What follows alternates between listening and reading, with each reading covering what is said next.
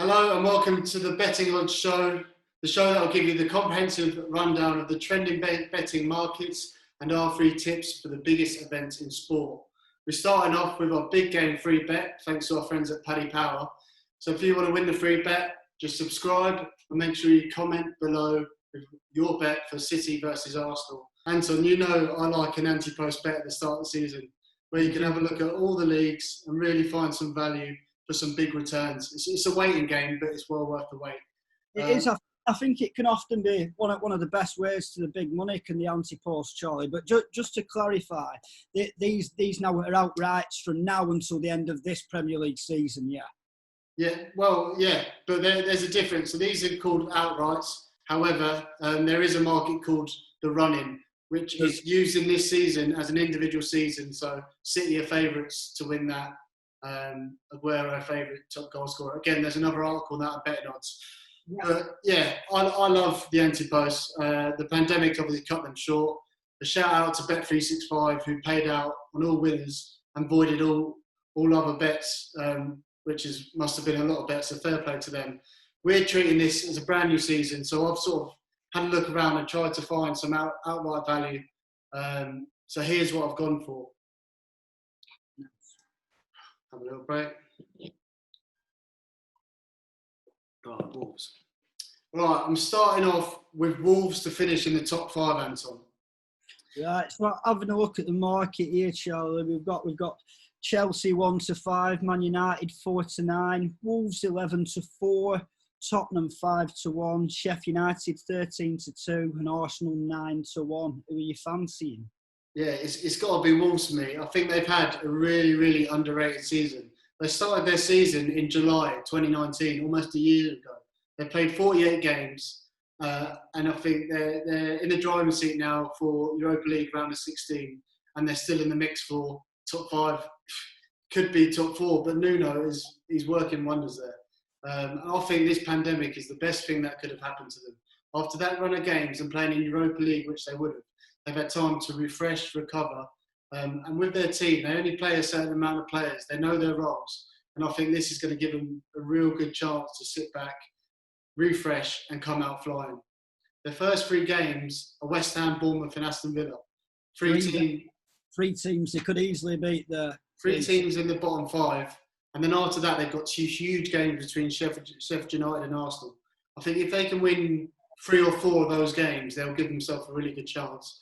I think playing behind closed doors is going to suit the technically gifted teams, and I think Wolves have got one of the best starting 11s in the league. With players like Neves, Traoré, Jimenez, I think their technical ability will see them past teams, and I think at 11-4, £10 on that, returns £37 is a decent bet. What do you reckon? I think, yeah, Wolves, obviously, they're 6th in the league, 2 points behind Man United in 5th. Sheffield United are 7th with a game in hand on them. That's the one negative. But having a look at this market, I think they are the value selection there, Charlie.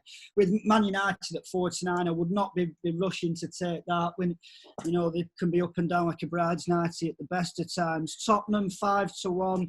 I've not seen enough from Mourinho's side, to be honest, to be thinking that they're going to make a late push.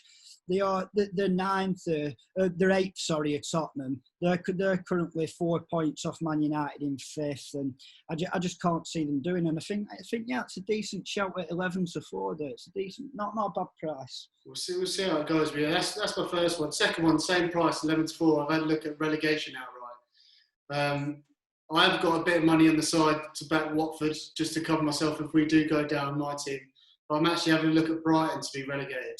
Yes, and we've got Norwich 1-12 to go down, Aston Villa 4-11, Bournemouth 8-11, West Ham 21-10, Watford 23-10, Brighton 11-4, and I think Aston Villa are the only team there with a game in hand, aren't they? Which is against Sheffield United, so that should be a tough one for them. But bloody hell, Charlie, 11-4 on this.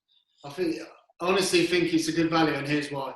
I think Graham Potter, his attractive style has sort of pleased their fans, but it's been to the detriment of their results. They've won the second fewest games, joint with Watford, and obviously it just leaves them massively exposed. One thing that they don't have, I don't think that other teams do have, is that bit of X factor. Someone like Jack Grealish or Ismail Assar at Watford, I don't know who's going to get him goals. I don't know if it's certainly not going to be Glenn. Well, this could backfire, but is it going to be Glenn Murray? Well, he's done it before, Charlie, but they have Neil Maupay, but I'm with you. I've just not seen enough throughout the season. When I have a look at the teams below them, West Ham, Watford, Bournemouth, I feel all three of them have more than Brighton in front of goal. And one thing to note here is that the bookies at the moment see it as Norwich, Aston Villa and Bournemouth going down. All those three are odds on to go down. And that is how the table stands at the moment. And I'd be very, very happy to take on that will not be how it finishes. Things are going to change. Do you know what I mean? The three teams that are there now will not go down in my opinion. I mean, I mentioned Jack Grealish, but Villa are 7-4 to stay up. I think with someone like him, that they've got that quality, but obviously home advantage. But anyway, Brighton.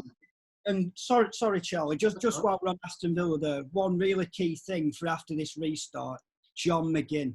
The return of John McGinn, having him in the park next to in the middle of the park next to Jack Grealish. We saw his influence at the start of the season, driving that team forward. I think it was against Spurs in one of the first games of the season, wasn't it? The amount of runs where he just carried him up the pitch so far. So he is going to be huge for him. But one thing Villa will lack from this post-corona football world is that I feel they have a brilliant crowd there, and the home games, they have a real advantage. Whereas you look at teams like Bournemouth maybe, and it's maybe not as big as a factor. So it's a bit harsh on Bournemouth, maybe that. But Villa, I think, with Grealish and McGinn, they've got a chance.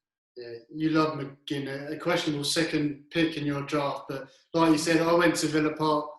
They beat us in the last minute, and what an atmosphere it was. It's a proper stadium.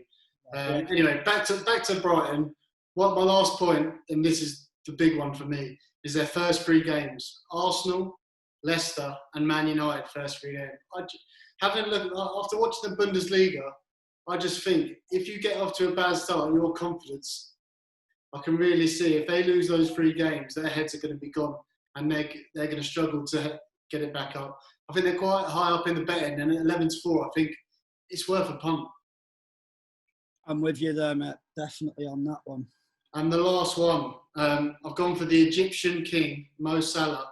So this is for the top goal scorer market. And a little bit of a recap.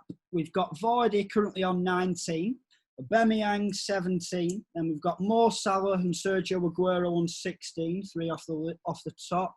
Danny Ings 15, superb season from Ings. 14 for Mane and Rashford, Jimenez and Abraham and Calvert-Lewin on 13. Yeah, and I just think Mo Salah 6 to 1 is massive value. This is the first break he's had since 2017. Obviously, 2 seasons, both Champions Leagues, World Cup, African Cup of Nations. So he's had a good break now for the first time in a while. I can see Liverpool coming out the blocks flying. They've been chomping at the bit to get back playing. And like Bayern, I think they could be hitting teams for 4, 5, 6, and he could fill his boots. They've still got some teams, some dog teams left to play who have not got anything to play for. Palace, Burnley and Newcastle. Only 3 goals behind Vardy. He could score a couple of hat-tricks. And this is the one for me. He's finished strongly. Last 2 seasons, he's scored in his last 9 games, 9 in 9, and last season 5 in 9. That's average 7 in his last 9. Let's not forget 2 back-to-back golden boots, 6 to 1. Big price. You get 5 to 1 Sky Bet, but 6 to 1 with Paddy Power. What do you reckon? Yeah, I think he is the value selection there in the market when you've got Vardy 2 to 1, Aubameyang 7 to 2, and Aguero 4 to 1. Yes, Aguero's got one more fixture, but I can't see Pep starting him for every game at all. Aubameyang, there's been a few rumours lately as well about his future, and I don't see that helping him on the field. And the key angle here is that the bookmakers are still offering 3 places each way, 50 odds for each way. And it's 6 to 1, Charlie. I think that's each way filth on Salah. I really do. That he'd be my selection as well there, definitely. 42 to 1. I wouldn't put anyone off that. We're having a 3-goal lead. All 4 of those at the top of the market as well, Charlie, penalty takers. Even though Man City have been switching round. Salah would be the one I'd want to be with on that market, definitely. I do like Vardy as well. He's in front, but I think Leicester's got a decent run, and he's still 2-1 in places. That's my free bet. Just to recap: Mo Salah top goal scorer, Brighton to be relegated, and Wolves to finish in the top 5. Excellent, three nice picks there, Charlie.